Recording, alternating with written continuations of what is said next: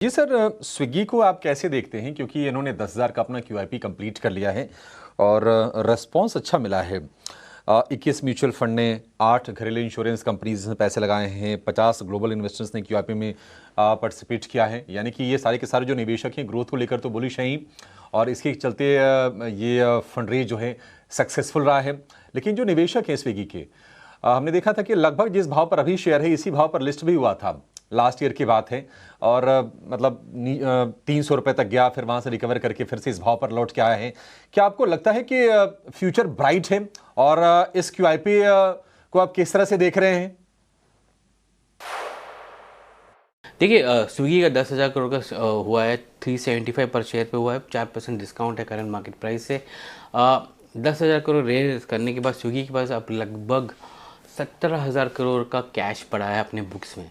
5,000 करोड़ का कैश उसके पुराने आईपीओ वगैरह से पड़ा है। 2,000 करोड़ जो उसने कमाया रैपिडो का स्टेक सेल के बाद, और जो 10,000 करोड़ है जो अभी इस क्यूआईपी से आया, तो टोटल 17,000 करोड़ है। अगर हम देखें तो ये सब पूरा पैसा क्विक कॉमर्स में जा रहा है।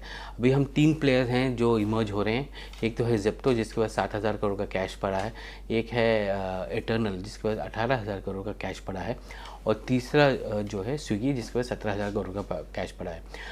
एटर्नल भी जो है, उम्मीद ये है कि एटर्नल ने जो इन्वेस्टमेंट किया है स्काई रॉकेट में, उसका भी आईपीओ आ रहा है, तो वहाँ से भी कैश मिलेगा इटर्नल को, तो वो कैश आएगा, और कैश इटर्नल को कैश आएगा वहाँ से। तो क्विक कॉमर्स का जो बिज़नेस है, प्रॉफिटेबिलिटी इसकी थोड़ी सी एक्सटेंड हो गई है, क्योंकि सब लोग डार्क स्टोर्स में इन्वेस्ट कर रहे हैं, मॉडल्स चेंज हो रहे हैं, इन्वेंट्री लेड हो रहे हैं, जैसे इटर्नल बन गया है, या फिर कुछ लोग मार्केट प्लेस ही रख रहे हैं, बट प्रॉफिटेबिलिटी और डिस्काउंटिंग रहेगा ही रहेगा। वो एक इम्पॉर्टेंट चीज़ है। इन्फ्लेशन एक और फैक्टर है कि वो कैसे अर्बन कंजम्पशन को भी इम्पैक्ट करता है।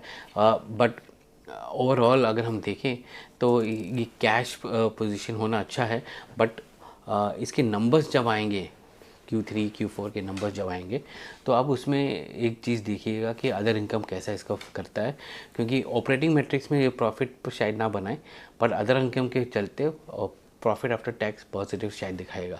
तो वो भी एक चीज़ है।